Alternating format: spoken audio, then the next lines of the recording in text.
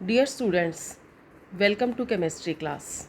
Students, today I will start the new chapter of physical chemistry of grade 12, that is solutions. Students, it is a very important chapter, so watch the video carefully. Students, इस chapter के अंदर theory और numerical दोनों ही part important है।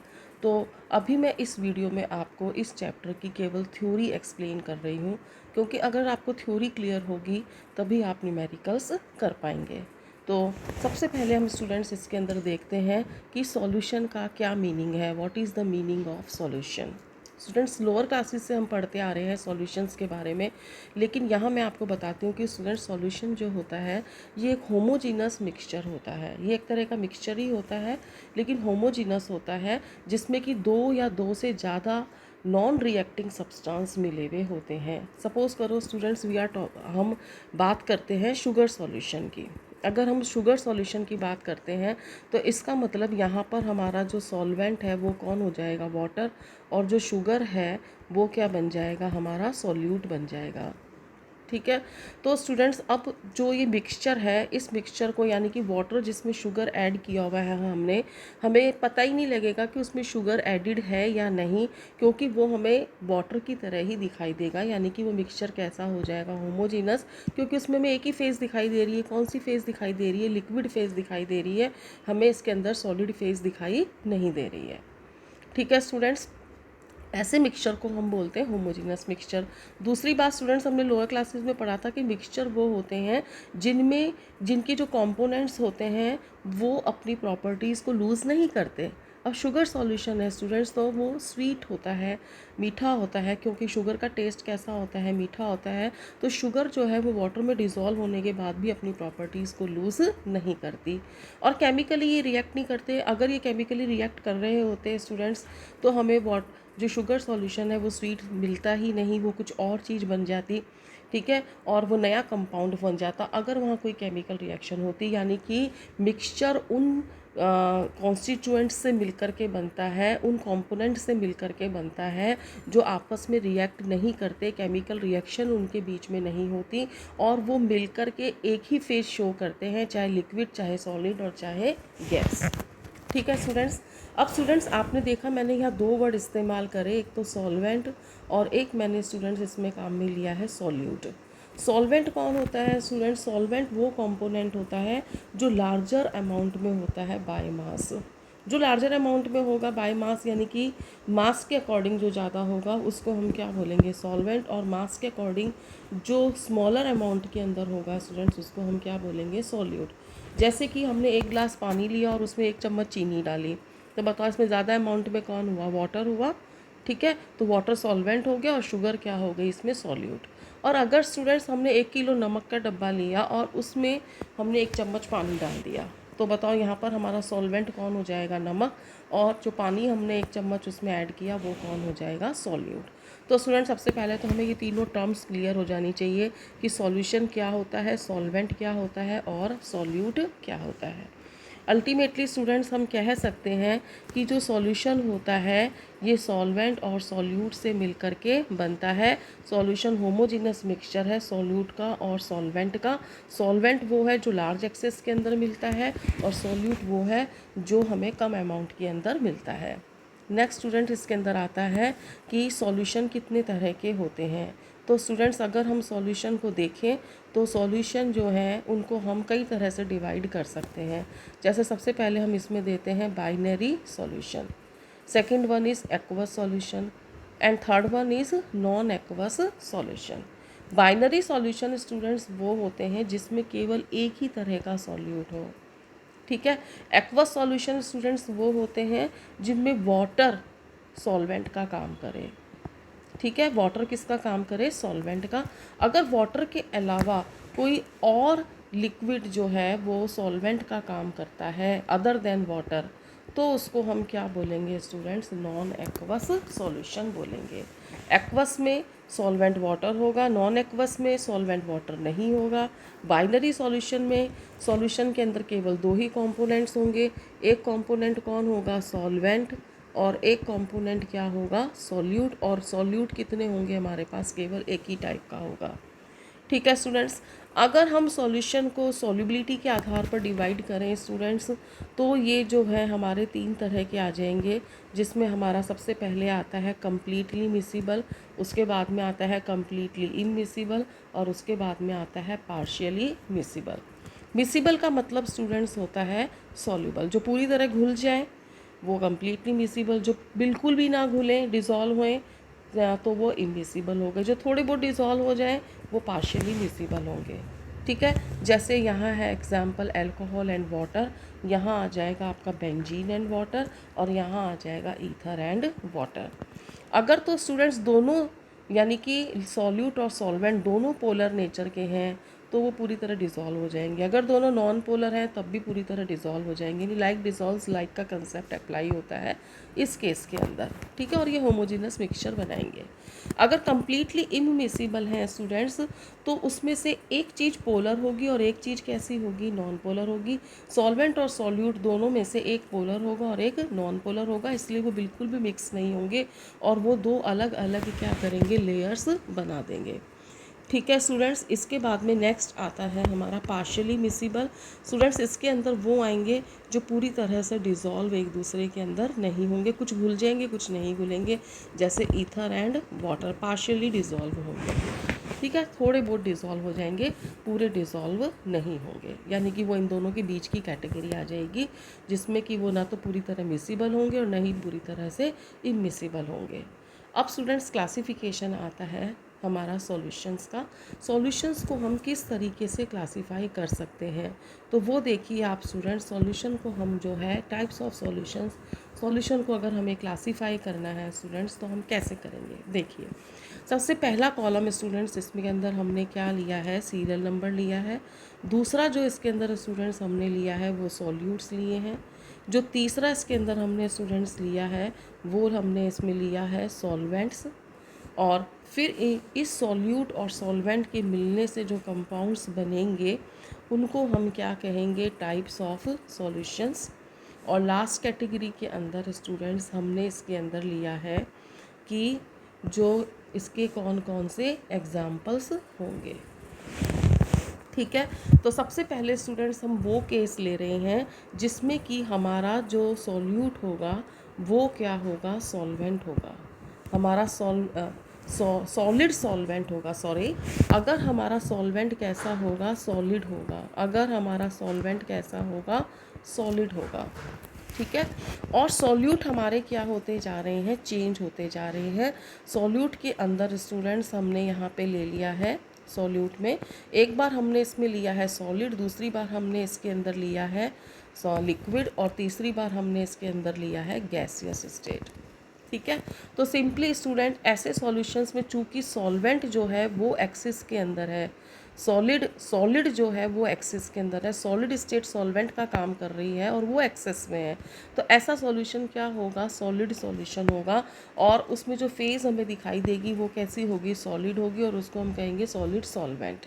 और इस तरह के सॉल्यूशन को हम क्या बोलेंगे, ऑब्वियसली ये कौन है, सॉल्यूट, और ये कौन है, सॉल्वेंट, तो हम क्या बोलेंगे, सॉलिड इन सॉलिड। इस केस के अंदर हम क्या बोलेंगे, लिक्विड इन सॉलिड। इस केस में हम क्या बोलेंगे, गैस इन सॉलिड। ठीक है, एग्जाम्पल स्टूडेंट्स हमें याद करने, क्योंकि एग्जाम्पल में काफ़ी पूछे जाते हैं ये एग्जाम्पल्स। अगर सॉलिड इन सॉलिड है तो इसका बेस्ट एग्जाम्पल है एलॉयज़। ठीक है, आपको पता है एलॉयज़ जो है वो दो या दो से ज़्यादा मेटल से मिलकर के बनते हैं और मेटल सॉलिड स्टेट में होते हैं। हाइड्रेटेड सॉल्ट, जैसे कि स्टूडेंट्स कई बार नमक होता है तो हम देखते हैं कि वो नमक जो है वो एकदम जम सा जाता है, क्यों, क्योंकि वो हाइड्रेटेड हो गया है, क्योंकि उसके अंदर वाटर ऐड हो गया है, तो वाटर उसमें सॉल्यूट का काम कर रहा है, तो लिक्विड इन सॉलिड टाइप का वो क्या बन जाएगा, सॉल्यूशन बन जाएगा।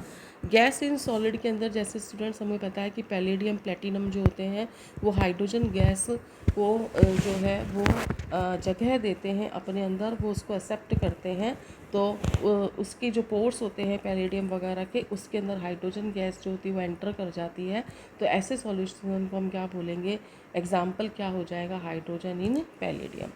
नेक्स्ट केस के अंदर स्टूडेंट्स जो हम डिस्कस कर रहे हैं वो इसके अंदर आपका आता है कि हम इसमें ले रहे हैं लिक्विड सॉल्यूशंस।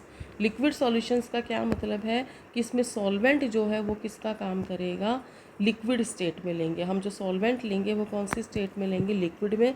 यहाँ हमने जो सॉल्वेंट लिया था वो कौन सी स्टेट के अंदर लिया था स्टूडेंट्स, हमने सॉलिड स्टेट में लिया था। सॉल्वेंट यहाँ पर हमारा कौन सी केस में थे, वो सॉलिड स्टेट में थे। यहाँ सॉल्वेंट हमारे कौन सी स्टेट में होंगे, लिक्विड स्टेट के अंदर होंगे। तो यहाँ पर देख लीजिए स्टूडेंट्स, यहाँ पर हम जो भी हम केस लेंगे स्टूडेंट्स, यहाँ पर वो हम लेंगे कि जब हमारे सभी सॉल्वेंट कैसे हैं, लिक्विड से हैं, और हमारे सभी जो सॉल्यूट हैं वो क्या है, सॉलिड भी हो सकते हैं, लिक्विड भी हो सकते हैं और गैस भी हो सकते हैं। ठीक है। अब यहाँ स्टूडेंट सॉलिड किस में मिल रहा है, लिक्विड में, तो ऐसे सॉल्यूशन को हम क्या बोलेंगे, सॉलिड इन लिक्विड। जब लिक्विड लिक्विड में मिलेगा तो उसको हम क्या बोलेंगे, लिक्विड इन लिक्विड। जब गैस लिक्विड के अंदर मिलेगा तो उसको हम क्या बोलेंगे, gas in liquid. For example students देखिए, अगर हम शुगर सॉलिड होता है उसको हम वाटर में ऐड कर रहे हैं, अल्कोहल लिक्विड है, वाटर भी लिक्विड है। ठीक है। Aerated drinks students, aerated drinks का मतलब क्या होता है, सॉफ्ट ड्रिंक्स। जैसे कि हम लोग कोल्ड ड्रिंक्स काम में लेते हैं, तो उन कोल्ड ड्रिंक्स के अंदर जो आपका सॉल्वेंट है वो तो लिक्विड है, और उसमें जो गैस है, कार्बन डाइऑक्साइड गैस, वो किसका काम कर रही है, सॉल्यूट का काम कर रही है। अगला केस लेते हैं स्टूडेंट्स, इसके अंदर हम जो लेंगे स्टूडेंट्स, वो लेंगे हम जब सॉल्वेंट हमारा कौन सी स्टेट में होगा, गैसियस स्टेट में होगा। अगर सॉल्वेंट गैसियस स्टेट के अंदर होगा स्टूडेंट्स, तो हम इसके अंदर देखेंगे कि हम जितने भी सॉल्वेंट लेंगे वो कौन सी स्टेट में लेंगे, गैसियस में लेंगे। और इसके अंदर हम जो सॉल्यूट लेंगे वो स्टूडेंट्स, जो सॉल्यूट हम लेंगे वो या तो सॉलिड होगा या लिक्विड होगा या गैस होगा। यानी कि स्टूडेंट सॉलिड को हम गैस में मिला रहे हैं, लिक्विड को हम गैस में मिला रहे हैं, गैस को हम गैस में मिला रहे हैं। तो ऐसे सॉल्यूशंस को स्टूडेंट्स हम क्या बोलेंगे, सॉलिड इन गैस, इसको हम बोलेंगे लिक्विड इन गैस, और इसको हम बोलेंगे gas in gas. For example students, iodine vapours जो हैं वो एयर में मिली हुई हैं, तो उसको हम बोलेंगे solid in gas. Humidity in air, यानी कि लिक्विड जो है वो एयर में मिला हुआ है। ठीक है। जैसे सपोज़ करो कि ह्यूमिडिटी है, हवा जो है, हम कहते हैं कि बहुत ह्यूमिडिटी आज, तो हवा के अंदर नमी होती है, वाटर की ड्रॉपलेट्स होती हैं, तो वो वाटर ड्रॉपलेट्स किसका काम करेंगी, लिक्विड का काम करेगी। आयोडीन स्टूडेंट्स हमें पता है कि वॉलेटाइल नेचर का होता है, तो डायरेक्ट गैसेस स्टेट में आ जाता है, तो आयोडीन यहाँ सॉल्यूट का काम कर रहा है, और एयर किसका काम कर रही है, सॉल्वेंट का काम कर रही है। और अगर स्टूडेंट्स हम एयर की ही बात करते हैं तो उसमें सॉल्वेंट भी गैस है और सॉल्यूट भी गैस है, जैसे कि ऑक्सीजन और नाइट्रोजन। तो आई होप स्टूडेंट्स ये क्लासिफिकेशन आपको समझ में आया होगा। टाइप्स ऑफ सॉल्यूशंस स्टूडेंट्स, तो हमने इनको 3 कैटेगरीज में डिवाइड करा। जब हमने अपना सॉल्वेंट जो है वो सॉलिड लिया, जब हमने अपना सॉल्वेंट लिक्विड लिया, और जब हमने अपना सॉल्वेंट गैस लिया। और फिर उसके अंदर हमने एक एक करके अलग अलग फेजेस के सॉल्यूट मिलाए, पहले सॉलिड को मिलाया, फिर लिक्विड को मिलाया, और फिर गैस को मिलाया। तो इस तरह से स्टूडेंट्स हमें 9 टाइप्स के क्या मिल जाएंगे, सॉल्यूशंस मिल जाएंगे। और फिर हमें उनके क्या करने हैं, एग्जाम्पल्स भी करने हैं। यहाँ से आपका 1 मार्क का क्वेश्चन बनता है, और इसमें आपको इसको याद रखना है स्टूडेंट्स, कुछ भी नहीं करना आपको। फर्स्ट कॉलम में आपको सॉल्यूट रखना है, जो आपको एक एक करके सॉलिड, लिक्विड, गैस रखना है। सेकंड कॉलम में सॉल्वेंट है, फर्स्ट 3 सॉलिड लेने हैं, फिर उसके बाद में 3 लिक्विड लेने हैं, उसके बाद में 3 आपको गैस लेने हैं। फिर आपको नाम में कुछ खास करना ही नहीं है, सॉलिड को सॉलिड में मिला रहे हो, किसको किस में मिला रहे हो, आपको ये लिखना है, और फिर एग्जाम्पल्स याद करने हैं। तो इस तरह से 9 टाइप के सॉल्यूशंस हो जाते हैं। अब स्टूडेंट्स हमारा मेन टॉपिक स्टार्ट होता है, और वो आता है स्टूडेंट्स हमारा expressing the concentration of solutions. हमें सॉल्यूशन की कंसंट्रेशन को कैसे एक्सप्रेस करें, कि सॉल्यूशन में कितना सॉल्वेंट है, किसी भी सॉल्यूशन में कितना सॉल्वेंट मिला हुआ है, वो उसकी क्या कहलाती है, कंसंट्रेशन कहलाती है। ठीक है। It is the amount of solute dissolve in known amount of solvent या सॉल्यूशन। ठीक है। अब इसको स्टूडेंट्स हम जो एक्सप्रेस कर सकते हैं, ये कई तरह से एक्सप्रेस कर सकते हैं, कई तरह से शो कर सकते हैं, जिसमें सबसे पहले स्टूडेंट्स जो हम करेंगे वो इसके अंदर हमारा आता है स्टूडेंट्स, सबसे पहले परसेंटेज। सबसे पहले हम किसको देखेंगे, परसेंटेज को देखेंगे स्टूडेंट्स। परसेंटेज जो है वो 2 तरीके से निकाली जा सकती है, एक परसेंटेज बाय मास निकाल सकते हैं, और एक परसेंटेज बाय वॉल्यूम निकाल सकते हैं। परसेंटेज जब भी निकालेंगे स्टूडेंट्स, तो हम सॉल्यूट बटा सॉल्यूशन करेंगे, सॉल्यूट को सॉल्यूशन से डिवाइड करेंगे, यानी हम सॉल्यूट की अमाउंट ऊपर लेंगे और सॉल्यूशन की अमाउंट नीचे लेंगे। ठीक है स्टूडेंट्स, यहाँ पर स्टूडेंट्स हम दो केसेस लेंगे। उन दो केसेस के अंदर हम क्या लेंगे, पहला केस तब है जब सॉलिड तो हमारा सॉल्यूट है और लिक्विड हमारा कैसा है, गैस है। अगर हमारा इसके अंदर स्टूडेंट्स सॉलिड क्या है, सॉल्यूट, और लिक्विड क्या है, हमारा सॉल्वेंट है। दूसरा केस जब हम दोनों को लिक्विड स्टेट में ले रहे हैं, यानी कि सॉल्यूट और सॉल्वेंट दोनों यहाँ पे कौन सी स्टेट में है, लिक्विड स्टेट में, और यहाँ सॉलिड हमारा जो है वो सॉल्यूट है और लिक्विड हमारा जो है सॉल्वेंट है। ठीक है स्टूडेंट्स, पहले तो स्टूडेंट्स हमें ये याद रखना है कि W/W अगर सॉलिड लिक्विड में घुला हुआ है या लिक्विड लिक्विड में घुला हुआ है, दोनों ही स्थिति में परसेंटेज बाय मास निकालेंगे तो ऊपर सॉल्यूट का वेट आएगा और नीचे सॉल्यूशन का वेट आएगा, यानी weight of solute upon weight of solution. और वेट हमें हमेशा किस में लेना है स्टूडेंट्स, ग्राम में लेना है। ठीक है, सिंपल। लेकिन अगर स्टूडेंट्स हमें परसेंटेज बाय वॉल्यूम निकालना है और हमारा सॉल्यूशन सॉलिड इन लिक्विड में है, तो हम ऊपर किसका मास लेंगे, सॉल्यूट का, और नीचे वॉल्यूम किसका लेंगे, सॉल्यूशन का लेंगे। सॉल्यूट का तो लेंगे मास और सॉल्यूशन का लेंगे वॉल्यूम। और अगर दोनों ही लिक्विड हैं, यानी सॉल्यूट भी लिक्विड है और सॉल्वेंट भी लिक्विड है, तो हम दोनों का वॉल्यूम ले लेंगे, सॉल्यूट का भी वॉल्यूम और सॉल्यूशन का भी वॉल्यूम ले लेंगे। ठीक है स्टूडेंट्स, ये याद रखना है आपको, W/W, W/W, W/V, V/V, percentage by mass, percentage by volume. First case में सॉलिड को लिक्विड में डिज़ोल्व करा हुआ है, सेकंड केस में लिक्विड को लिक्विड में डिज़ोल्व किया है। स्टूडेंट्स, ये देखने में आपको लग रहा होगा कि अनइम्पॉर्टेंट है, बट इज़ वेरी इंपॉर्टेंट। जब हम न्यूमेरिकल्स करेंगे तो वहाँ पर आपको बहुत सारी चीज़ें इसी से ही पता लगेंगी। आप इससे सॉल्यूट का, सॉल्यूशन का और सॉल्वेंट के मासेस एंड वॉल्यूम्स निकाल सकेंगे।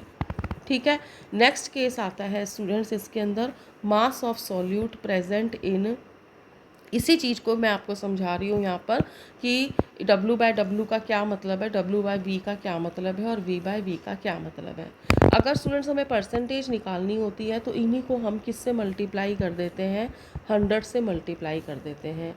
देखिए, W/W के अंदर हमने 100 से मल्टीप्लाई करा, W/V में भी हमने 100 से मल्टीप्लाई करा और V/V में भी हमने 100 से मल्टीप्लाई करा। मैंने अभी आपको बताया, ऊपर सॉल्यूट लेंगे, नीचे हम क्या लेंगे, सॉल्यूशन लेंगे। ठीक है, अगर W/W की बात हो रही है तो दोनों का मास आ जाएगा, W/V की बात हो रही है तो सॉल्यूट का तो मास हो जाएगा और सॉल्यूशन का वॉल्यूम हो जाएगा। अगर V/V की बात करते हैं तो दोनों का क्या हो जाएगा, वॉल्यूम हो जाएगा। तो स्टूडेंट्स, ये तो बात करी हमने परसेंटेज की। अब नेक्स्ट स्टूडेंट्स, इसके अंदर हम ले लेते हैं स्ट्रेंथ। स्ट्रेंथ का क्या मतलब होता है स्टूडेंट्स, स्ट्रेंथ का मतलब होता है it is the given amount of solute in grams. Solute को हम किस में ले रहे हैं, ग्राम्स में, present in 1 litre of solution. Suppose करो हमने 1 ग्राम नमक को हमने 1 लीटर पानी में मिलाया, तो बताओ इसकी यूनिट क्या हो जाएगी, ग्राम पर लीटर।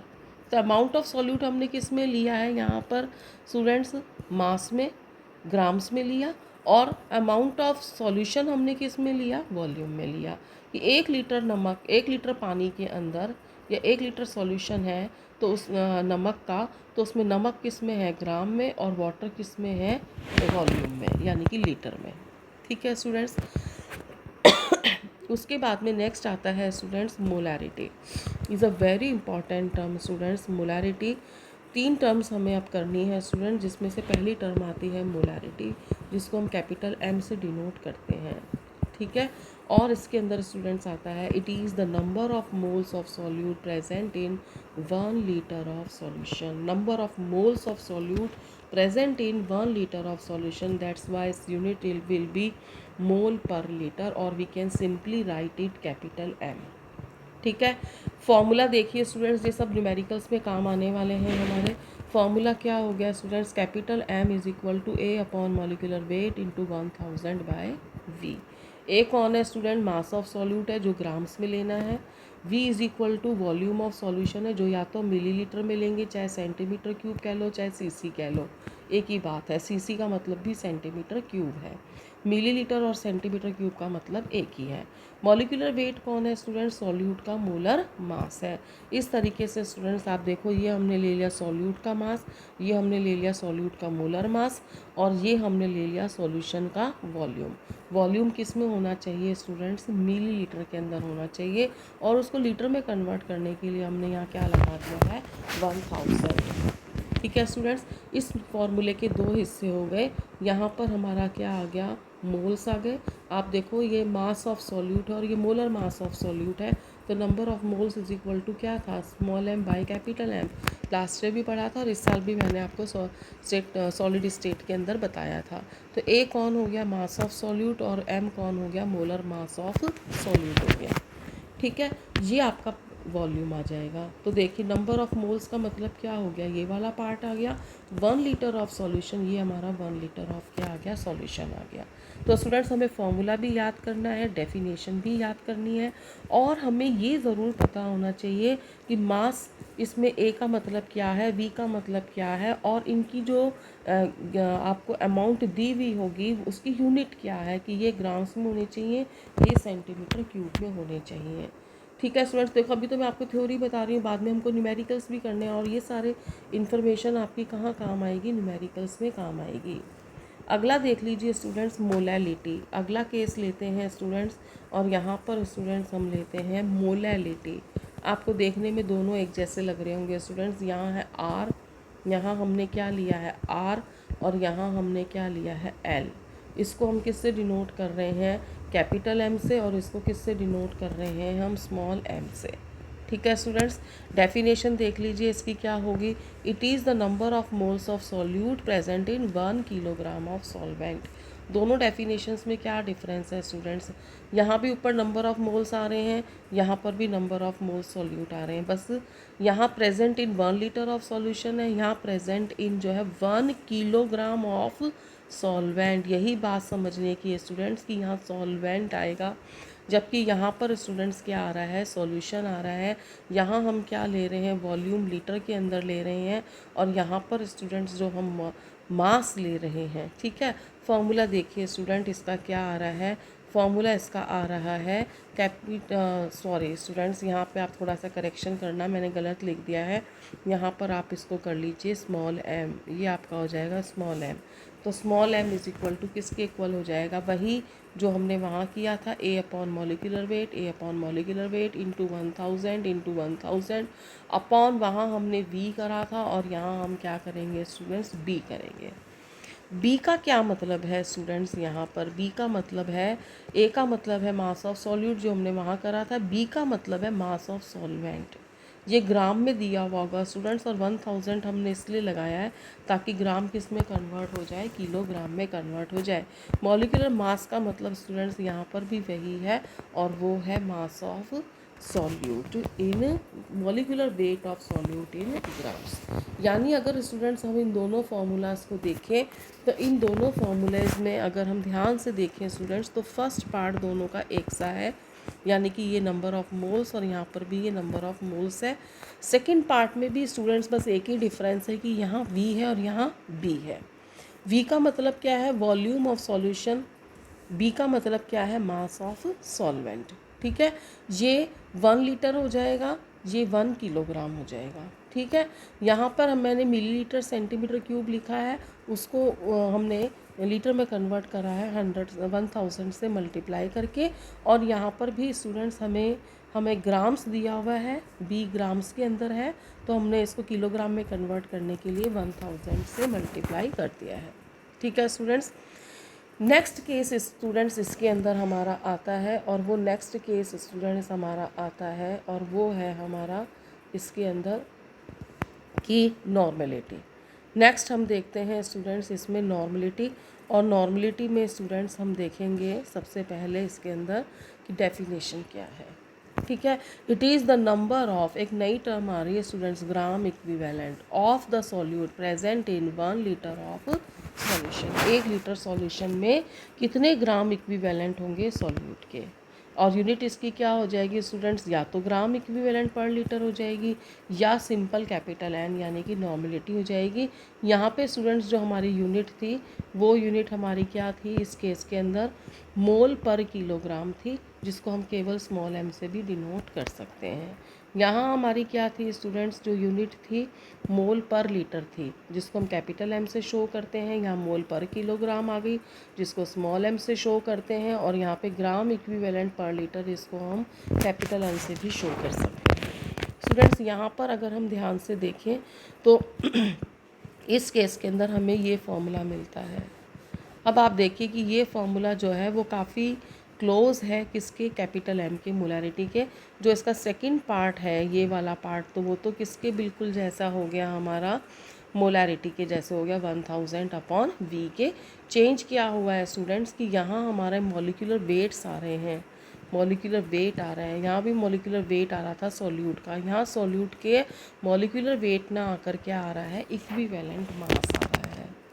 ठीक है स्टूडेंट्स, तो ए का मतलब यहाँ पर स्टूडेंट्स क्या हो गया, मास ऑफ सॉल्यूट। वी का मतलब क्या हो गया, वॉल्यूम ऑफ सॉल्यूशन। और इक्विवेलेंट मास जो है सॉल्यूट का होगा, और वो किस में लेंगे, ग्राम में लेंगे। ठीक है स्टूडेंट्स, यहाँ पर देखो एक और करेक्शन करिए स्टूडेंट्स कि यहाँ वॉल्यूम लीटर में लिखा हुआ है।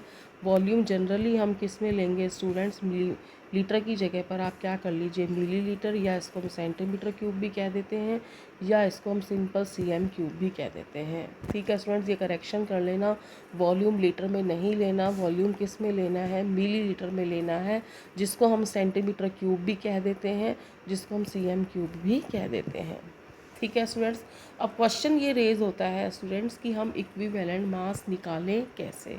तो इक्विवेलेंट मास निकालने के लिए स्टूडेंट्स हमें देखना पड़ेगा कि सॉल्यूट कौन सी स्टेट में है, कि सॉल्यूट हमारा एलिमेंट है, या सॉल्यूट हमारा कोई एसिड है, या सॉल्यूट हमारा कोई बेस है, या सॉल्यूट जो है वो कोई सॉल्ट है, या सॉल्यूट कोई आयन है, या सॉल्यूट कोई ऑक्सीडाइजिंग या रिड्यूसिंग एजेंट है।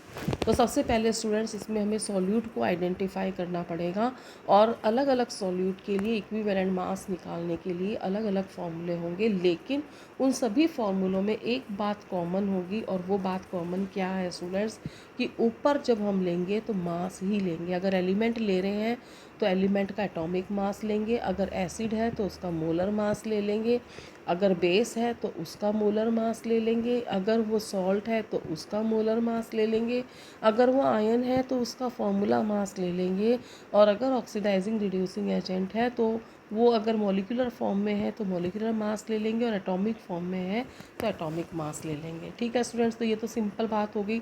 डिवाइडेड बाय जो है ना स्टूडेंट्स, वो चीज़ चेंज होती जाएगी आपकी। तो डिवाइडेड बाय के अंदर स्टूडेंट्स आप देख लीजिए, अगर हमें एलिमेंट है तो हम ले लेंगे वैलेंसी ऑफ एलिमेंट, अगर वो स्टूडेंट्स एसिड है तो उसकी बेसिसिटी ले लेंगे, अगर वो बेस है स्टूडेंट्स तो उसकी हम एसिडिटी ले लेंगे, अगर वो स्टूडेंट्स सॉल्ट है वो उसमें हम कैटायन का वैलेंसी ले लेंगे, अगर वो स्टूडेंट्स आयन है तो हम आयन का चार्ज ले लेंगे, अगर वो ऑक्सीडाइजिंग और रिड्यूसिंग एजेंट है तो नंबर ऑफ़ इलेक्ट्रॉन्स ले लेंगे, गेन जितने हो रहे हैं या लूज़ जितने हो रहे हैं। ठीक है स्टूडेंट्स, तो मैंने आपको ये एक थोड़ा सा ब्रीफ के अंदर बताया स्टूडेंट्स यहाँ पर कि अगर हमें इक्विवेलेंट मास यहाँ किसका निकालना है, एलिमेंट का, एसिड का, बेस का, सॉल्ट का, आयन का, या ऑक्सीडाइजिंग एजेंट और रिड्यूसिंग एजेंट का, तो ऊपर हमें मासेस लेने हैं इनके, और नीचे हमें अलग अलग टर्म्स यूज़ में लेनी है। अब मैं आपको स्टूडेंट्स थोड़ा एक्सप्लेन कर देती हूँ इसको, और इसको अब आप देख लीजिए कि हमें किस तरीके से इसको करना है। ठीक है, सबसे पहला केस स्टूडेंट्स मैंने लिया एलिमेंट का। एलिमेंट का एटॉमिक मास लेना है स्टूडेंट्स, और उसको हम वैलेंसी से डिवाइड करेंगे। सपोज़ करो हमें सोडियम का लेना है, तो हमने सोडियम का एटॉमिक मास ले लिया 23, और सोडियम फर्स्ट ग्रुप का, इसकी वैलेंसी कितनी होगी 1, यानी कि ये इसका इक्विवेलेंट मास आ गया। अगर हम एसिड ले रहे हैं स्टूडेंट्स, तो हम एसिड, सपोज़ करो कि हम एसिड ले, पहली बात तो स्टूडेंट्स हमें ये सीखना पड़ेगा कि बेसिसिटी ऑफ एसिड का क्या मतलब है। बेसिसिटी ऑफ एसिड का मतलब होता है students number of replaceable H+ ions. कोई भी एसिड कितने H+ आयन दे सकता है वो उसकी क्या कहलाती है, बेसिसिटी। एंड जनरली स्टूडेंट्स जो है बेसिसिटी उतनी ही होती है जितने उसमें हाइड्रोजन होते हैं। जनरली कुछ एक्सेप्शनल केसेस भी हैं, तो मैं यहाँ जनरल केसेस बता रही हूँ। H2SO4 में कितने H हैं, 2, बेसिसिटी 2, एक H, एक बेसिसिटी, एक H, एक बेसिसिटी हो गई। ठीक है, अब बेस की स्टूडेंट्स हम क्या निकालेंगे, एसिडिटी, ऑब्वियसली एसिडिटी की डेफिनेशन क्या हो जाएगी, number of replaceable OH negative ion की, वो कितने OH नेगेटिव आयन को रिप्लेस कर सकते हैं, यानी कितने OH नेगेटिव आयन दे सकते हैं।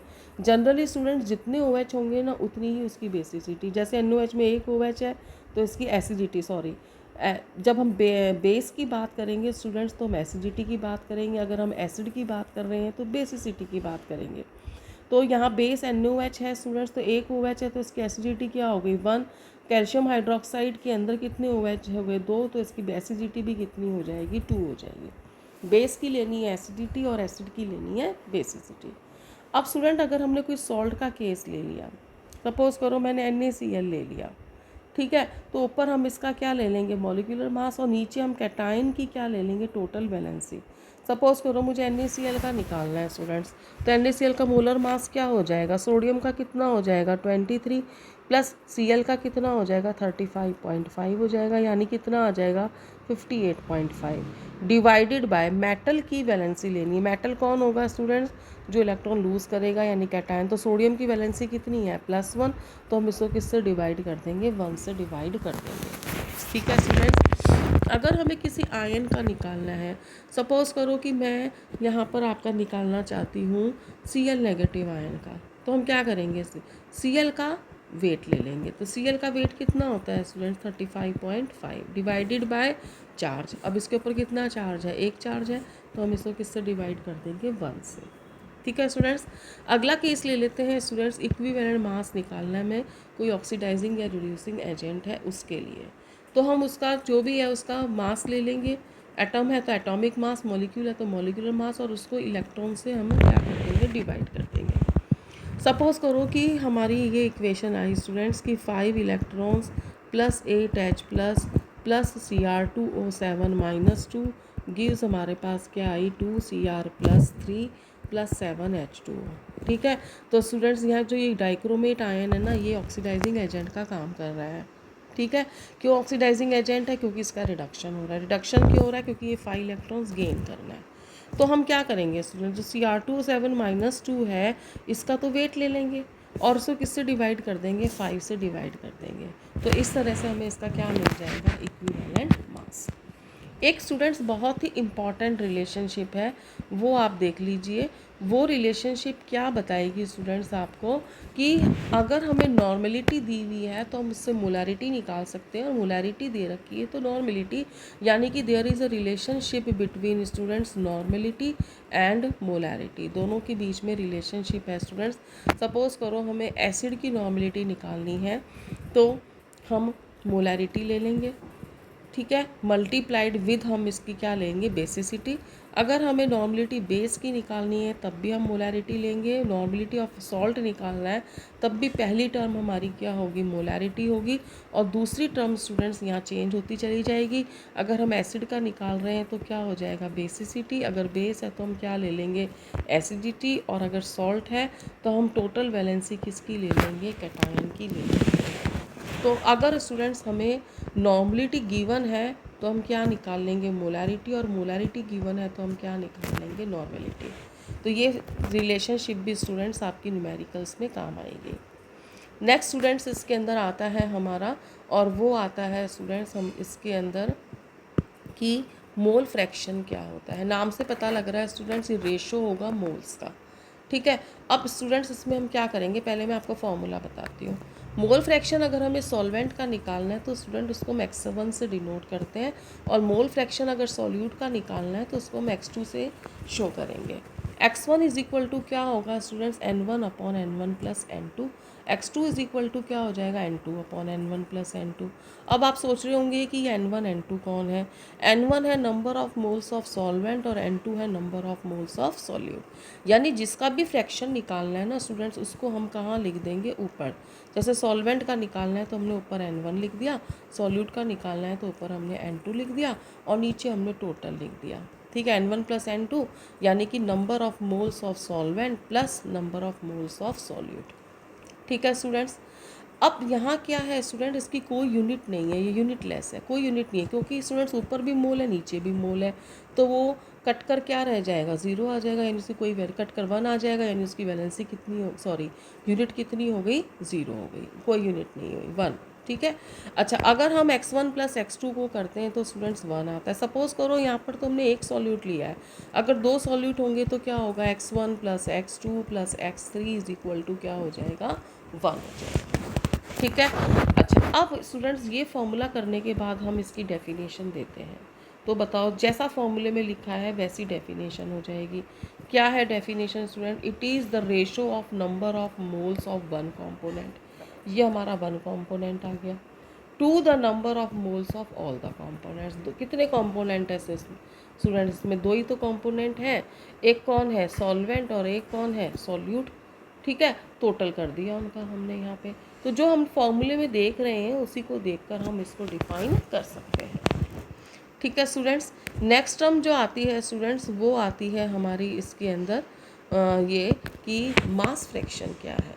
ठीक है स्टूडेंट्स, जैसे हमने मोल फ्रैक्शन के अंदर करा कि वो मोल्स का रेशो है, ऐसे ही ये मास का रेशो हो जाएगा। क्या लेंगे स्टूडेंट्स इसके अंदर हम, कि it is the ratio of mass of one component to the mass of all the components. इस डेफिनेशन में और इसमें स्टूडेंट्स बस एक ही डिफरेंस है कि यहाँ हमने क्या लिए थे, मोल्स लिए थे, यहाँ हम क्या ले रहे हैं, मास ले रहे हैं। ठीक है, फॉर्मूले में स्टूडेंट्स जैसे हमने यहाँ x1 x2 लिया था, यहाँ हम xa और xb लेंगे। xa हो जाएगा मास फ्रैक्शन ऑफ सॉल्वेंट और xb हो जाएगा मास फ्रैक्शन ऑफ सॉल्यूट। जैसे स्टूडेंट्स यहाँ पर हमने मोल्स लिए थे, तो अगर मुझे xa निकालना है तो मैं wa ले लूँगी, xb निकालना है तो wb ले लूँगी, divided by wa plus wb, wa plus wb, जैसे मैंने यहाँ n1 प्लस क्या लिया था, n2 लिया था। ठीक है, जैसे स्टूडेंट्स यहाँ x1 plus x2 is equal to क्या था, one, in the same way यहाँ पर xa plus xb is equal to क्या होगा, वन। क्योंकि स्टूडेंट्स इसमें भी ऊपर भी मास है और नीचे भी मास है, तो दोनों एक दूसरे से कट जाएंगे, तो इसकी ये भी डायमेंशन लेस होगा, जिस तरीके से ये हमारा डायमेंशन लेस था वैसे ही, यानी इसकी कोई यूनिट नहीं होगी। ठीक है स्टूडेंट्स, अब देखिए यहाँ पर WA का मतलब क्या था स्टूडेंट्स, WA का मतलब था यहाँ पर स्टूडेंट्स आपका मास ऑफ सॉल्वेंट, WB का मतलब है मास ऑफ सॉल्यूट। अब क्या है स्टूडेंट्स कि अगर हमें परसेंटेज निकालनी है तो हम इसको अगर हमें मास परसेंटेज निकालनी है A की, तो हम इसको किससे मल्टीप्लाई कर देंगे, 100 से। अगर मुझे मास परसेंटेज निकालनी है B की, तो इसको किससे मल्टीप्लाई कर दूँगी, 100 से। तो XA इंटू 100 आ जाएगा मास परसेंटेज ऑफ A, और XB इंटू 100 आ जाएगा मास परसेंटेज ऑफ B आ जाएगा। जैसे अगर स्टूडेंट्स आपको केमिस्ट्री की परसेंटेज निकालनी है, मार्क्स की परसेंटेज निकालनी है, और आपके 70 में से 23 आए, तो आप कैसे निकालोगे, 23/70 इंटू क्या कर दोगे, 100। ठीक है, इसी तरीके से स्टूडेंट्स यहाँ पर हमने नीचे क्या लिया है, टोटल मास ले लिया, और ऊपर जिसका भी लेना है, सॉल्यूट है तो सॉल्यूट का मास ले लेंगे, सॉल्वेंट है तो सॉल्वेंट का मास ले लेंगे, और इसको हम 100 से मल्टीप्लाई कर देंगे। ठीक है स्टूडेंट्स, नेक्स्ट स्टूडेंट्स इसके अंदर हमारा आता है, और वो आता है स्टूडेंट्स हमारा पार्ट्स पर मिलियन, जिसको हम ppm कहते हैं। जनरली स्टूडेंट्स आपने इसको पॉल्यूशन के टर्म में सुना होगा कि भी आज पॉल्यूशन इतने ppm है, आज इतने ppm है, जैसे दिल्ली के बारे में बताते रहते हैं कि पॉल्यूशन बढ़ गया है, तो वो आपको पॉल्यूशन को मेज़र किया जाता है पार्ट्स पर मिलियन में। ठीक है, एक्चुअली स्टूडेंट्स ये बहुत ही स्मॉल क्वांटिटी होती है, जब बहुत ही स्मॉल क्वांटिटी में इसमें सोल्यूट होता है, और जब बहुत स्मॉल क्वांटिटी में होता है तो इसको हम पार्ट्स पर मिलियन में शो करते हैं। ठीक है, it is the mass of solute present in 1 million parts by mass of solution. जैसे स्टूडेंट्स बाकी केसेस में हम देख रहे थे कि हमने जो है 1000 मिलीलीटर सॉल्यूशन ले रखा है या 1000 ग्राम सॉल्यूशन ले रखा है। इस केस के अंदर स्टूडेंट्स जो हम सॉल्वेंट लेंगे वो 1 मिलियन लेंगे। 1 मिलियन का मतलब क्या होगा, 10 की पावर 6 हो जाएगा। It is useful to express the concentration of solute when it is in very small amount and large solution. Solution तो बहुत ज़्यादा है और सॉल्यूट बहुत ही कम है, उस समय में हम जो कंसनट्रेशन की टर्म यूज़ में लेंगे वो है पार्ट्स पर मिलियन। सॉल्यूशन बहुत ही डाइल्यूट होंगे इस केसेस में। फॉर्मूला बहुत सिंपल है स्टूडेंट्स, मास ऑफ सॉल्यूट लेंगे, मास ऑफ सॉल्यूशन लेंगे, मल्टीप्लाइड विद जैसे मास परसेंटेज में हमने 100 से मल्टीप्लाई किया था, या हम 10 की पावर 6 से मल्टीप्लाई कर देंगे यहाँ। या फिर स्टूडेंट्स जो ये वाली टर्म है हमारी, इसको हम क्या कहते हैं, मास फ्रैक्शन। तो ये टर्म हमारी स्टूडेंट्स क्या आ गई, मास फ्रैक्शन आ जाएगी, ये मास फ्रैक्शन आ गई। और इसको हमने किससे मल्टीप्लाई कर दिया है, 10 की पावर 6। एक तरह से स्टूडेंट्स पार्ट्स पर मिलियन एक तरह से मास फ्रैक्शन ही है, बट जब हम मास परसेंटेज निकालते थे तो हम 100 से मल्टीप्लाई कर देते थे, और जब हम पार्ट्स पर मिलियन लेंगे तो उसको हम 10 की पावर 6 से मल्टीप्लाई कर देंगे। This is the only difference. ठीक है। अब स्टूडेंट्स एक बहुत ही इंपॉर्टेंट टर्म आ रही है, मैं जो आपको समझा रही हूँ, जहाँ से आपके रीजनिंग क्वेश्चंस बनते हैं, वो देख लीजिए स्टूडेंट्स कि मोलैलिटी जो है हमारी मोलैलिटी जो होती है, मोल फ्रैक्शन होते हैं, मास फ्रैक्शन होते हैं, they are preferred over molarity and normality.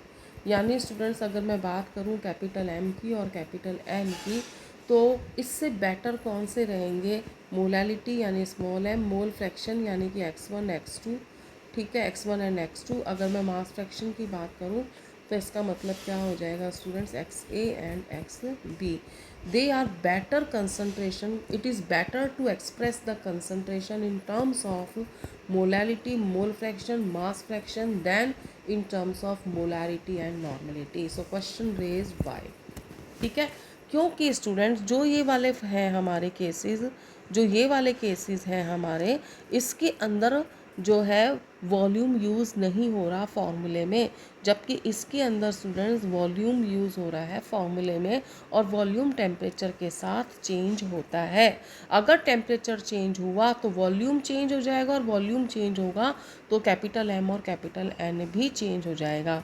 इनके अंदर स्टूडेंट्स मास आते हैं, और मास जो है वो टेम्परेचर के साथ चेंज नहीं होता। तो किस कंसंट्रेशन टर्म को हम प्रेफर करेंगे, उसी को करेंगे ना जो टेम्परेचर के साथ चेंज ना होती हो।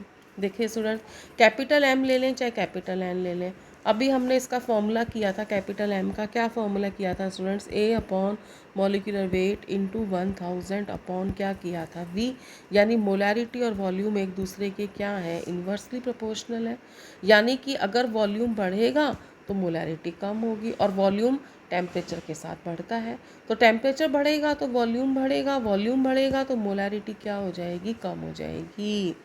जैसे जैसे टेम्परेचर बढ़ेगा, ये एरो का निशान है स्टूडेंट्स, ऊपर एरो है, इसका मतलब इंक्रीज़ है, टेम्परेचर इंक्रीज़ हो रहा है, वॉल्यूम इंक्रीज़ हो रहा है, मोलैरिटी एंड नॉर्मलिटी डिक्रीज़ हो रहे हैं। ये एरो नीचे लगा रखा है स्टूडेंट्स, ठीक है।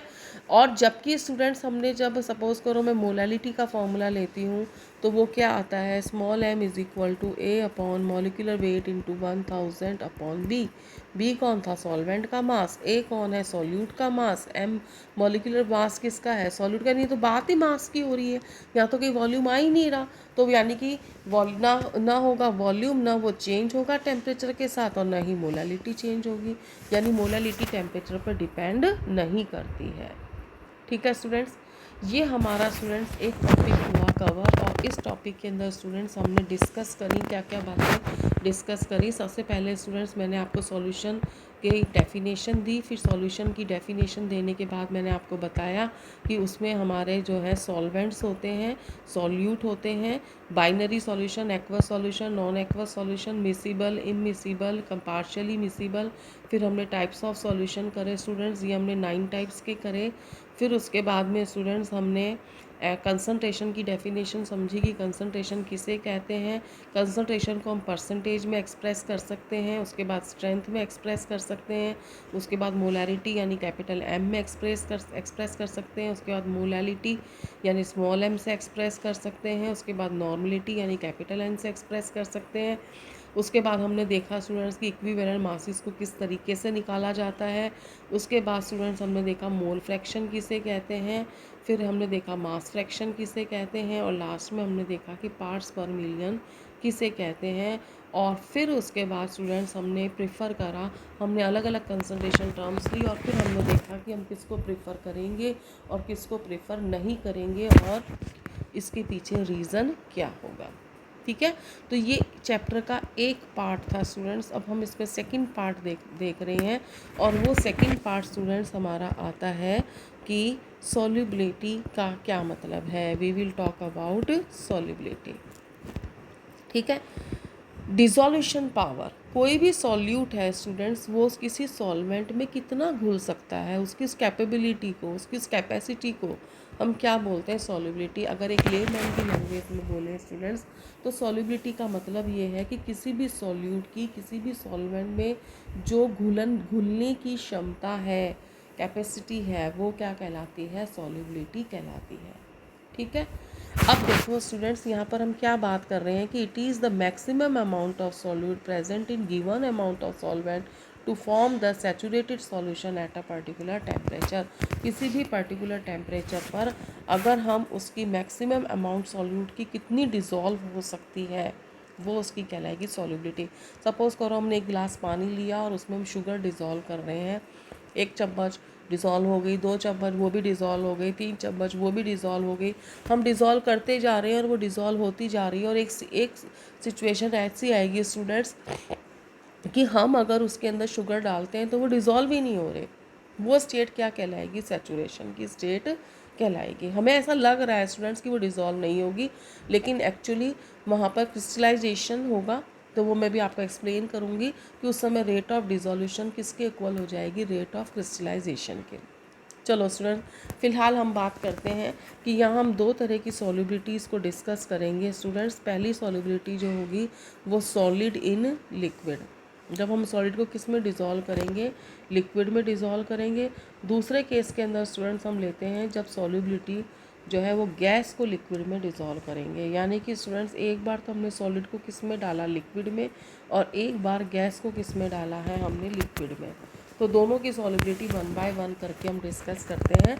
तो सबसे पहले स्टूडेंट्स इसके अंदर आपका आता है solubility of solid in gas. ये सिंपल है स्टूडेंट्स, देख लीजिए ये वाला कि solubility of solid in a liquid. किसी सॉलिड को अगर हम किसी लिक्विड में घोलते हैं तो उसकी मैक्सिमम अमाउंट जो उसमें डिज़ोल्व हो जाएगी वो उसका क्या कहलाएगा, it is the maximum amount of solid solute in grams present in given amount of solvent to form the saturated solution at a particular temperature। किसी भी particular temperature पर कोई भी solid जो है वो solute है, solid solute है, और उसके अमाउंट हमने ग्राम्स में ले रखी है, तो वो कितनी उसमें मैक्सिमम डिज़ोल्व हो सकती है, यानी कब वो सैचुरेटेड सॉल्यूशन में आ जाएगा।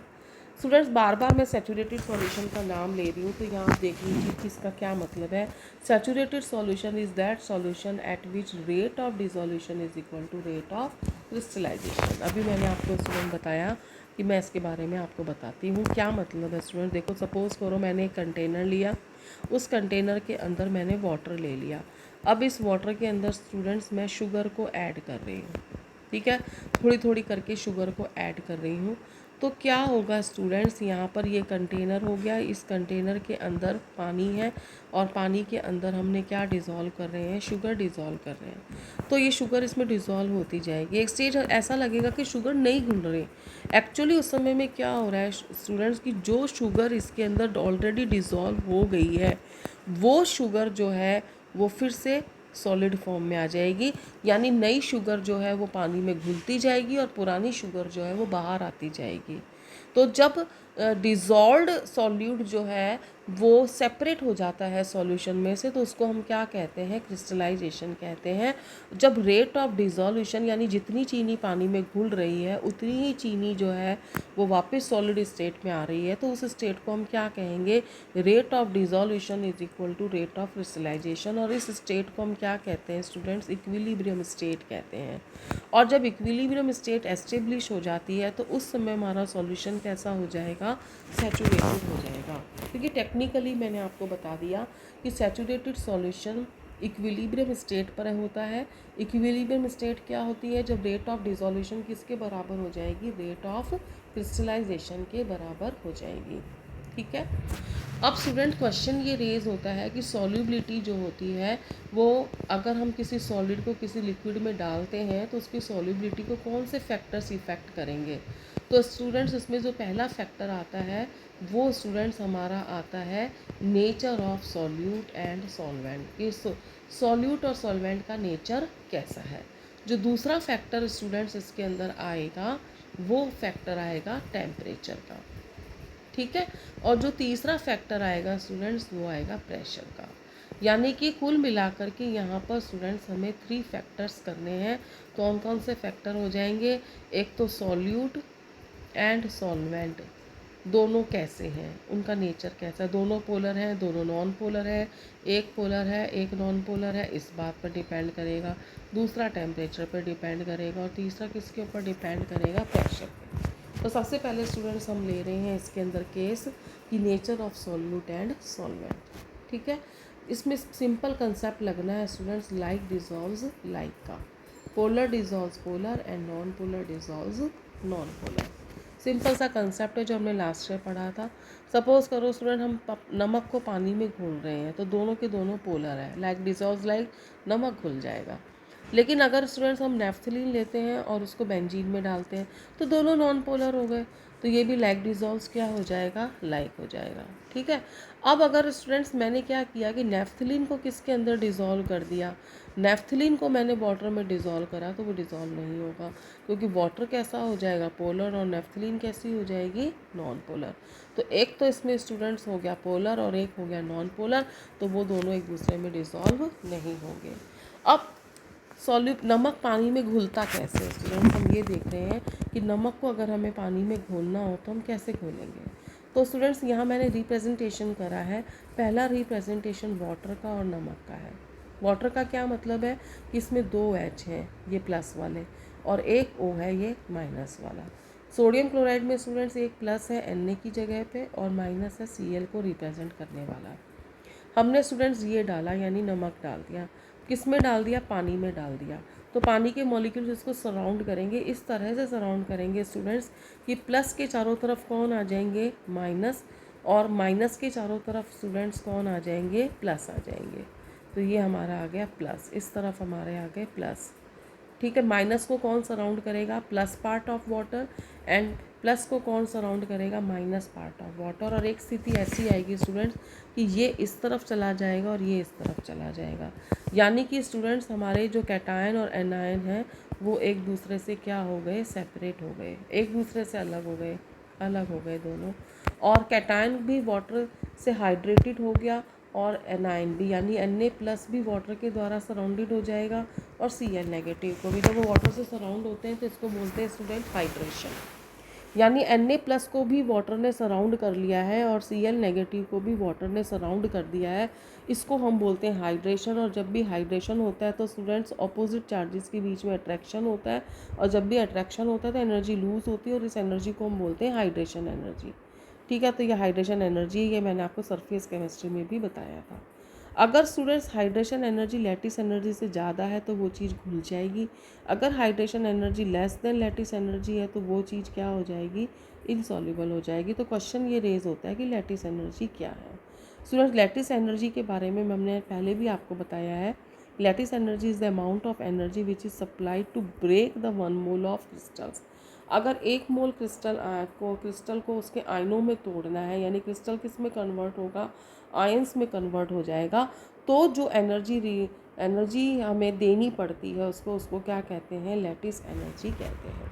ऑब्वियसली स्टूडेंट्स, अगर लैटिस एनर्जी ज़्यादा होगी तो हमें हाइड्रेशन एनर्जी ज़्यादा चाहिएगी उसको बैलेंस करने के लिए। और कुल मिला के स्टूडेंट्स लैटिस एनर्जी तो हमें देनी पड़ रही है, प्लस है, और हाइड्रेशन एनर्जी क्या हो रही है? रिलीज़ हो रही है। जितनी एनर्जी ज़्यादा रिलीज़ होती है सिस्टम स्टेबल होता है, यानी हाइड्रेशन एनर्जी को लैटिस एनर्जी से ज़्यादा होना चाहिए, तभी वो चीज़ उसमें डिसॉल्व होगी। अगला फैक्टर आता है स्टूडेंट्स टेम्परेचर का। मैंने बहुत ही ब्रीफ में आपको एक्सप्लेन करने की कोशिश करी है। 3 केसेस डिस्कस करने हैं स्टूडेंट्स। एक, ये जो एरो का निशान है स्टूडेंट, इसका मतलब है इंक्रीज़, और ये है टेम्परेचर। अगर हम टेम्परेचर बढ़ाएं और सॉल्युबिलिटी बढ़ जाए। दूसरा केस है स्टूडेंट्स, ये इंक्रीज़ का निशान है, ये टेम्परेचर है। अगर हम टेम्परेचर को बढ़ाएं और सॉल्युबिलिटी क्या हो जाए? कम हो जाए, यानी डिक्रीज़ हो जाए। टेम्परेचर बढ़ाने से सॉल्युबिलिटी बढ़े, टेम्परेचर घटाने से सॉल्युबिलिटी जो है, टेम्परेचर बढ़ाने से सॉल्युबिलिटी डिक्रीज़ हो जाए। और तीसरा केस है स्टूडेंट, अगर हम टेम्परेचर को बढ़ाते हैं तो सॉल्युबिलिटी जो होती है वो रेगुलरली डिक्रीज़ या इंक्रीज़ नहीं होती, कभी वो इंक्रीज़ होती है, कभी वो डिक्रीज़ होती है। यानी स्टूडेंट्स, अगर हम टेम्परेचर को बढ़ाते हैं तो तीनों केस पॉसिबल हैं। सॉल्युबिलिटी इंक्रीज़ भी हो सकती है, सॉल्युबिलिटी डिक्रीज़ भी हो सकती है, और सॉल्युबिलिटी जो है वो रैंडमली चेंज भी हो सकती है। तो स्टूडेंट्स, इसमें हम फर्स्ट 2 केसेस को डिस्कस करेंगे। अगर हमने सॉल्यूट को और सॉल्वेंट को मिला दिया और ये एक एंडोथर्मिक रिएक्शन हुई, यानी कि इसने हीट गेन करी और फिर सॉल्यूशन बना, तो ऐसी स्थिति में ली चैटलियर प्रिंसिपल अप्लाई करेंगे स्टूडेंट्स।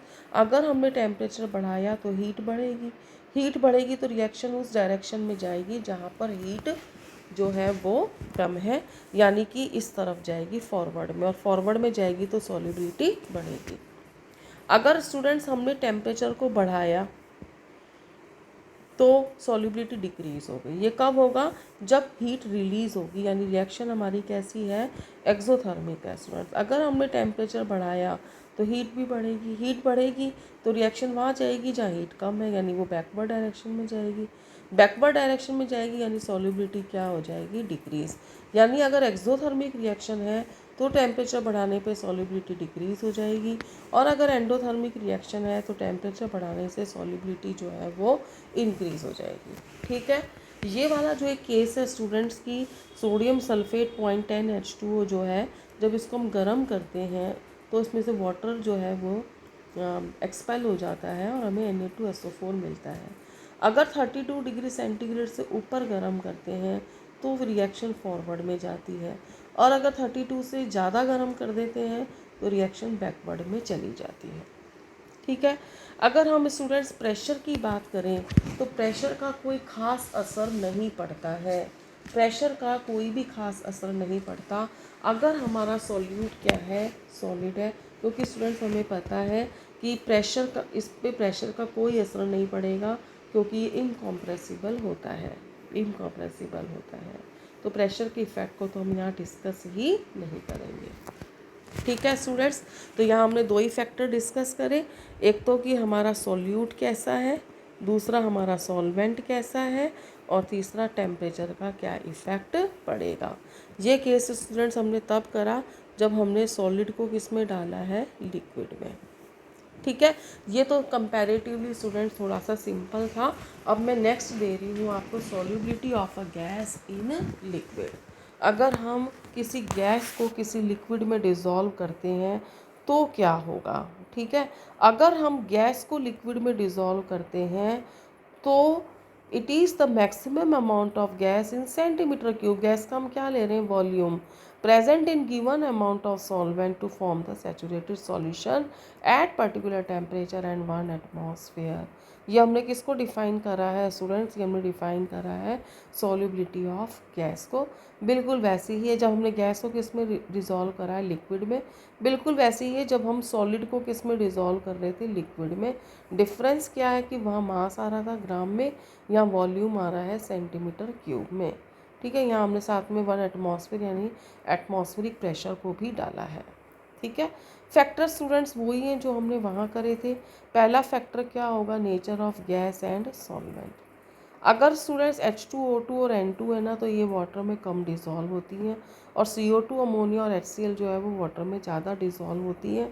इसको हम सिंपली ऐसे ही बता सकते हैं कि ये जो तीनों गैसेज हैं इनकी केमिकली ये वाटर से रिजेंबल करती हैं, जबकि ये तीनों जो हैं वो वाटर से रिजेंबल नहीं करते। ठीक है, नेक्स्ट आता है स्टूडेंट्स इसके अंदर इफ़ेक्ट ऑफ टेम्परेचर। तो इफ़ेक्ट ऑफ टेम्परेचर भी ज़्यादा टफ नहीं है स्टूडेंट्स, सिंपल ही है। इफ़ेक्ट ऑफ टेम्परेचर क्या होता है? इफ़ेक्ट ऑफ टेम्परेचर स्टूडेंट्स कि अगर हम सॉल्युबिलिटी ऑफ गैस की बात करें तो वो टेम्परेचर के इन्वर्सली प्रोपोर्शनल है। अगर हम टेम्परेचर को बढ़ाएंगे तो सॉल्युबिलिटी ऑफ गैस कम हो जाएगी।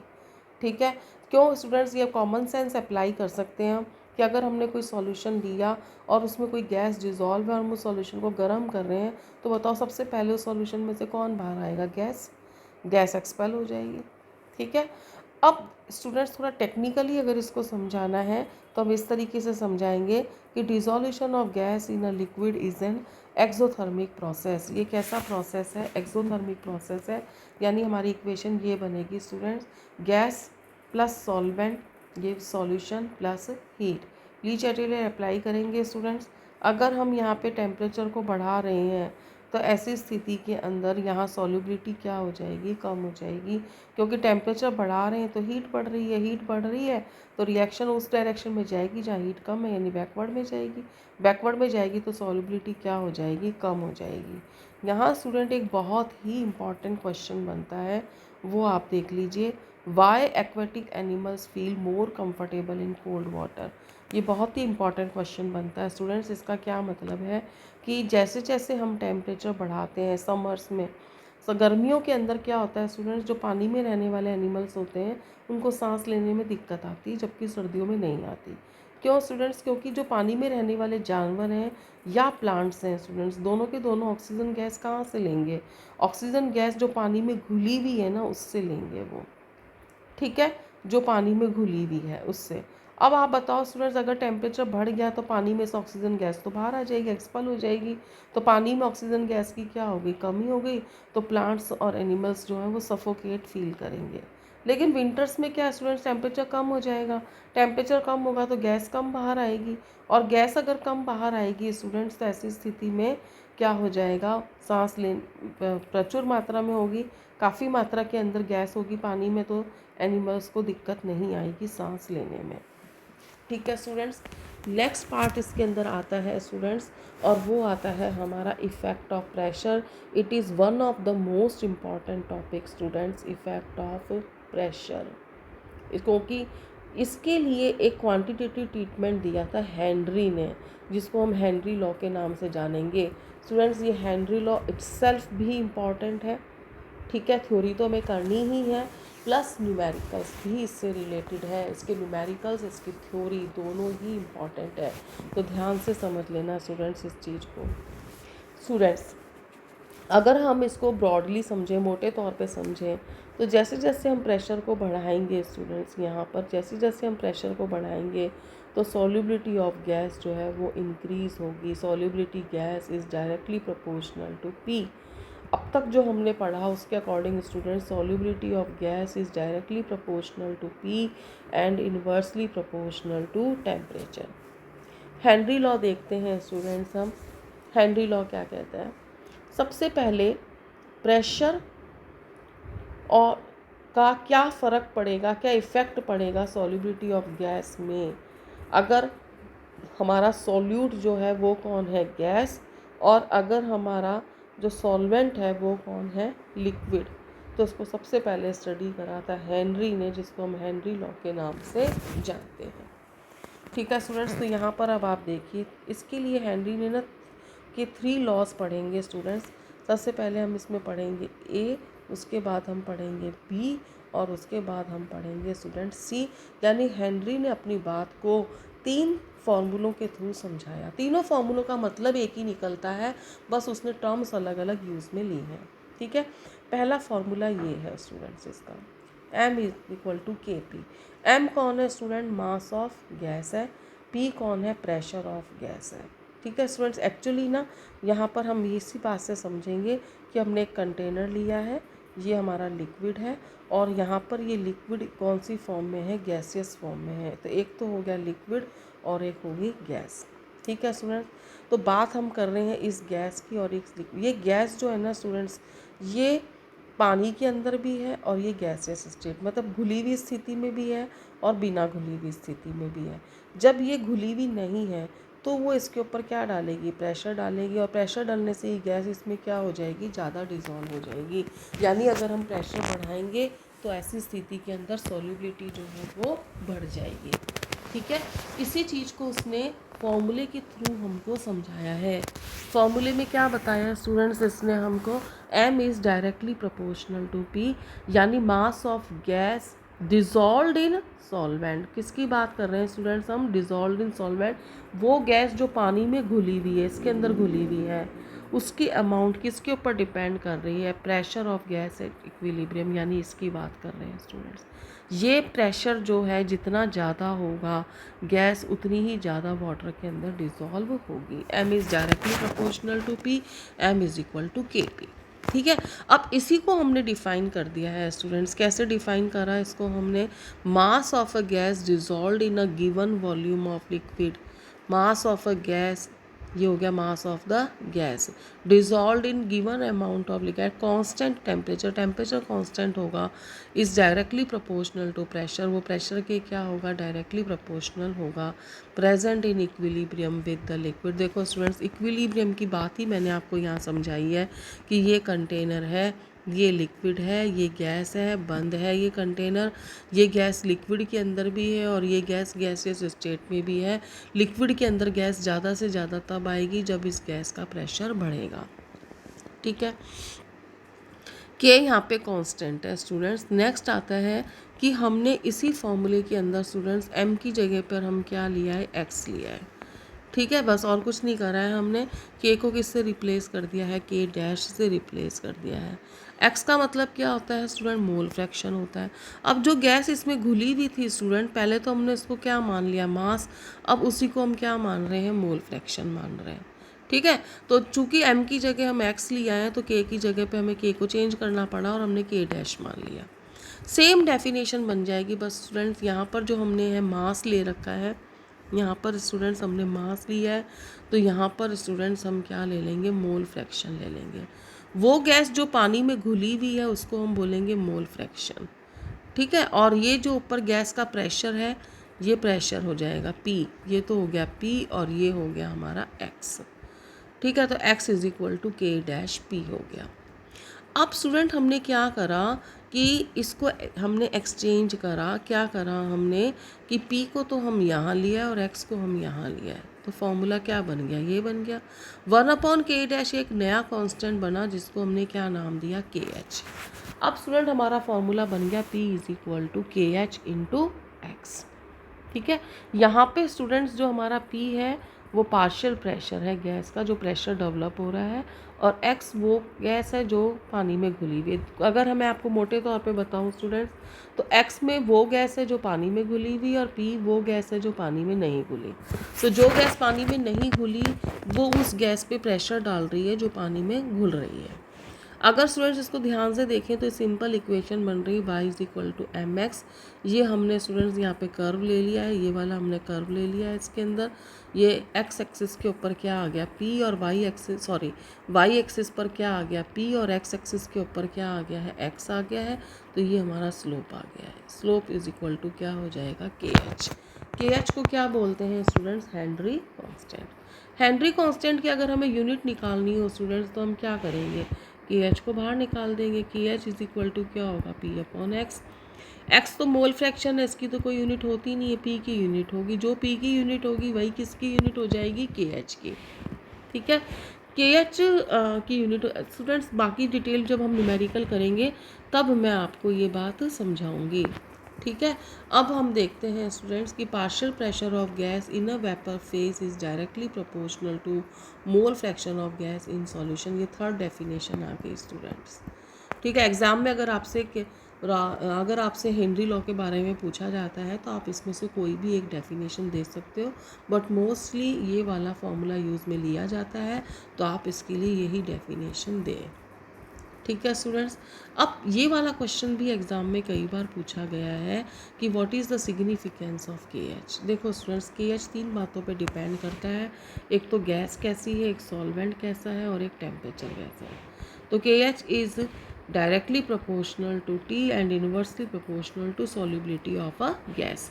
अगर किसी गैस की के एच की वैल्यू ज़्यादा है, इसका मतलब उसकी सॉल्युबिलिटी कम है। अगर हम टेम्परेचर को बढ़ाएंगे तो के एच बढ़ेगा।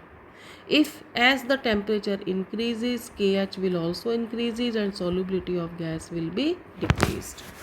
ठीक है स्टूडेंट्स, यहाँ पे मैंने स्टूडेंट्स आपको जो है तीनों फॉर्मूले बता दिए हैं जो अभी हमने यूज़ में लिए। कौन कौन से यूज़ में लिए students? m equal to K P, x is equal to K P and p is equal to K H into x. पहले दो फॉर्मूले तो बिल्कुल सेम ही हैं आपके स्टूडेंट्स, बस m की जगह क्या आ गया है? x आ गया है। और अगले केस में स्टूडेंट क्या करा, हम पी को इधर लिया और एक्स को इधर लिया है और के की जगह क्या कर दिया, के एच। अब कौन सा फॉर्मूला हम कब यूज़ में लेंगे, it depends on statement of numerical कि न्यूमेरिकल की स्टेटमेंट में क्या लिखा हुआ है, क्या वैल्यूज़ दी गई हैं और क्या पूछी गई हैं। तो स्टूडेंट्स ये तो मैं आपको न्यूमेरिकल करते समय ही बताऊँगी। ठीक है स्टूडेंट्स, अब हम देखते हैं कि हेनरी लॉ की क्या लिमिटेशंस हैं। तो हेनरी लॉ की लिमिटेशंस देखते हैं स्टूडेंट्स। तो बहुत सिंपल सी 2-3 लिमिटेशन है इसकी। एक तो स्टूडेंट्स, जिस गैस की हम बात करेंगे हेनरी लॉ में, वो गैस कैसी होनी चाहिए, आइडियल गैस होनी चाहिए, यानी उसका प्रेशर तो लो होना चाहिए और टेम्परेचर हाई होना चाहिए। दूसरा, जो भी गैस हम सॉल्वेंट में मिला रहे हैं उसको कंपाउंड नहीं बनाना चाहिए कंपाउंड, यानी कंपाउंड बना दिया तो केमिकल रिएक्शन हो गई। हमें ऐसी गैस लेनी है जो सॉल्वेंट के साथ रिएक्ट ना करे। ठीक है, यानी अमोनिया को वाटर में डिज़ोल्व करेंगे या HCl को वाटर के अंदर डिज़ोल्व करेंगे हम, तो हम उस पर हेनरी लॉ को अप्लाई नहीं कर पाएंगे। ठीक है, और गैस जो है उसको वाटर में डालने पर ना तो वो एसोसिएट होए और ना ही वो डिसोसिएट होए। ठीक है, तो ये 3 लिमिटेशन हो गई स्टूडेंट्स। कौन कौन सी लिमिटेशन हो गई, सबसे पहली लिमिटेशन तो स्टूडेंट इसके अंदर ये वाली आ गई कि गैस आइडियल होनी चाहिए। दूसरा, गैस जो है वो वाटर के साथ में कोई कंपाउंड ना बनाए। और तीसरा जो है वो सॉल्वेंट में डालने के बाद ना तो वो एसोसिएट हो और ना ही वो डिसोसिएट हो। ठीक है स्टूडेंट्स, नेक्स्ट देखते हैं स्टूडेंट्स इसके अंदर हम एप्लीकेशन बहुत ही इंपॉर्टेंट होती हैं स्टूडेंट्स। हेनरी लॉ को जो हम पढ़ रहे हैं इसका डे टू डे लाइफ में क्या यूज़ है, तो स्टूडेंट्स सबसे बड़ा यूज़ तो इसका यही है in production of carbonated beverages. Students, जो भी हम कोल्ड ड्रिंक पीते हैं उसमें हमें पीने में मज़ा कब आता है, जैसे ही हम बॉटल खोलते हैं तो उसमें से गैस की एफरवेंसेस निकलते हैं और तभी वो हमें कोल्ड ड्रिंक टेस्टी लगती है। एक्चुअली जैसे ही हम बॉटल की सील खोलते हैं तो उसमें से CO2 गैस के झाग क्यों निकलते हैं, क्योंकि CO2 गैस को उसमें हाई प्रेशर पर डाला गया और फिर उसके बाद उसकी सील बंद कर दी गई और सील बंद करने से वो गैस उस पर ज़बरदस्ती बंद करी गई, यानी हाई प्रेशर पर उसको डिज़ोल्व किया गया। और जैसे ही हम बॉटल खोलते हैं तो बाहर का प्रेशर जो होता है वो कम होता है और बॉटल के अंदर CO2 गैस का प्रेशर ज़्यादा था, तो एकदम से वो गैस कहाँ आएगी, बाहर आएगी। हाई प्रेशर से लो प्रेशर की तरफ मूवमेंट होगा CO2 का, तो वो जब एकदम से बाहर आएगी तो वो झाग के फॉर्म में आएगी, बबल्स के फॉर्म के अंदर आएगी, एफरवेंसेस के फॉर्म में आएगी। ठीक है स्टूडेंट्स, तो ये हो गया कि कोल्ड ड्रिंक्स जो बनाई गई हैं वो इसी बेस पर बनाई गई हैं कि उस पर CO2 गैस को, हमें ये पता था कि अगर हम CO2 गैस का प्रेशर बढ़ाएंगे तो उसकी सॉल्युबिलिटी बढ़ेगी। अगर हमें ये पता ही नहीं होता इस लॉ के बारे में कि प्रेशर बढ़ाने से सॉल्युबिलिटी बढ़ती है, तो हम इसको कोल्ड ड्रिंक बनाने का जो प्रिंसिपल था वो हमें समझ में नहीं आता। नेक्स्ट स्टूडेंट्स आता है इसमें बहुत ही इंपॉर्टेंट, डीप सी डाइविंग। जो समुद्र में गोताखोर जाते हैं स्टूडेंट्स, आपको पता है कि वो अपने साथ में बैग में एक सिलेंडर लगा के जाते हैं और उस सिलेंडर के अंदर मोस्टली स्टूडेंट्स जो है गैसेस भरी हुई होती है, ऑक्सीजन होती है और उसके साथ में नाइट्रोजन गैस होती है। ठीक है स्टूडेंट्स, जैसे ही वो गोताखोर जो है वो समुद्र के अंदर जाएंगे, ये सी है, वो सी के अंदर जाएंगे, ठीक है, तो प्रेशर बढ़ेगा। जैसे जैसे नीचे जाएंगे तो प्रेशर क्या होगा, बढ़ेगा। प्रेशर बढ़ेगा तो O2 और N2 गैस की सॉल्युबिलिटी ब्लड में क्या होगी, बढ़ेगी। ठीक है, बॉडी के अंदर ऑक्सीजन और नाइट्रोजन कहाँ है, ब्लड से ही तो फ्लो करेगी, तो प्रेशर बढ़ेगा तो ब्लड में इनकी सॉल्युबिलिटी क्या हो जाएगी, बढ़ जाएगी। यहाँ तक हमारी कोई दिक्कत नहीं थी। अब स्टूडेंट क्या है कि ऑक्सीजन गैस तो रेस्पिरेशन के दौरान स्कूबा डाइवर जो है यानी कि जो गोताखोर है वो ले ही रहा है, ऑक्सीजन खर्च होती जा रही है उसके सिलेंडर में से, ऑक्सीजन धीरे धीरे क्या होती जाएगी, कम होती जाएगी और वो ऑक्सीजन गैस कंज्यूम भी होती जाएगी, क्योंकि वो ऑक्सीजन गैस तो सेल्स में जाके माइटोकॉन्ड्रिया में जा कर के फूड को ऑक्सीडाइज करने का काम करेगी। लेकिन N2 का कंजम्पशन हमारी बॉडी में नहीं होगा, यानी कि जो O2 है वो तो हमारे ब्लड में चली गई और वो खर्च भी होती जा रही है, उसकी कंसंट्रेशन कम होती जा रही है, प्रेशर भी कम होता जा रहा है। लेकिन जो N2 गैस है उसका प्रेशर कम नहीं हो रहा। तो ऐसी स्थिति में जब गोताखोर वापस ऊपर आएगा तो बताओ प्रेशर क्या होगा, कम होगा। अब प्रेशर कम होगा तो जो ब्लड में घुली हुई गैसेज है वो बाहर आएंगी। O2 तो बाहर आएगी नहीं। क्यों नहीं बाहर आएगी? क्योंकि वो तो कंज्यूम होती जा रही है। लेकिन N2 बाहर आएगी स्टूडेंट्स, बबल्स के फॉर्म में। और जैसे ही वो बबल्स बनते हैं स्टूडेंट्स, तो उसकी वजह से हमारे नर्वस सिस्टम के ऊपर, यानी गोताखोर के नर्वस सिस्टम पर इफ़ेक्ट पड़ेगा और उसकी वजह से एक डिजीज़ हो जाएगी जिसको हम बोलते हैं बैंड्स या डिकॉर्पोरेशन सिकनेस, जिसकी वजह से गोताखोर को चक्कर आने लग जाते हैं और उसको वॉमिटिंग की फीलिंग होने लग जाती है। इस स्थिति से बचने के लिए बताओ, ये बात हमें समझ में कैसे आई? इसीलिए समझ में आई ना कि जैसे जैसे गोताखोर पानी के अंदर जा रहा है, प्रेशर बढ़ता जा रहा है, गैस की ब्लड में सॉल्युबिलिटी जो है वो बढ़ती जा रही है। जब वो ऊपर आएगा तो सॉल्युबिलिटी कम हो जाएगी, कम होगी तो भाई वो गैस बबल्स के फॉर्म में बाहर आएगी। जब वो गैस बाहर आएगी तो उसका इफेक्ट पड़ेगा। ये सारी बातें हमें कैसे समझ में आई? हेनरी लॉ से ही समझ में आई। अब इस प्रॉब्लम को ओवरकम करने के लिए स्टूडेंट्स थोड़ा सा हमने जो सिलेंडर लिया था गैस का, उसका कॉम्पोजिशन बदला हमने, हीलियम को ऐड कर दिया हमने, क्योंकि हीलियम की सॉल्युबिलिटी कम होती है। तो हमने नाइट्रोजन की परसेंटेज कम करके और हीलियम की परसेंटेज को हमने उसमें बढ़ा दिया। ठीक है स्टूडेंट्स, यहाँ पे हम और ऑक्सीजन की कंसंट्रेशन को भी हमने बढ़ा दिया, क्योंकि ऑक्सीजन जो है ना स्टूडेंट्स वो तो कंज्यूम होने वाली थी। नाइट्रोजन की कंसंट्रेशन कम करने के लिए हमने उसमें ऑक्सीजन की परसेंटेज भी बढ़ा दी और हीलियम को भी ऐड कर दिया। अब हीलियम को क्यों ऐड करा स्टूडेंट्स? क्योंकि हीलियम की सॉल्युबिलिटी कम होती है।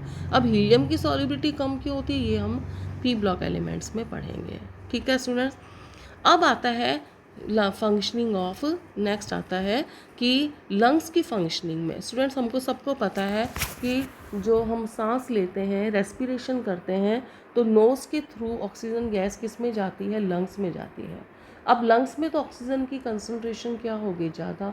और लंग्स के कांटेक्ट में, जैसे सपोज़ करो कि ये हमारे जो है ये हमारे रेस्पिरेटरी ट्रैक्ट है और यहाँ पर हमारे क्या आ गए? लंग्स आ गए। लंग्स के अंदर कौन सी गैस आई? ऑक्सीजन। इसके चारों तरफ कौन है? कैपिलरीज। कैपिलरीज में कौन सी गैस है? CO2 गैस है। तो यहाँ तो O2 की कंसंट्रेशन बढ़ गई, यहाँ CO2 की कंसंट्रेशन ज़्यादा है।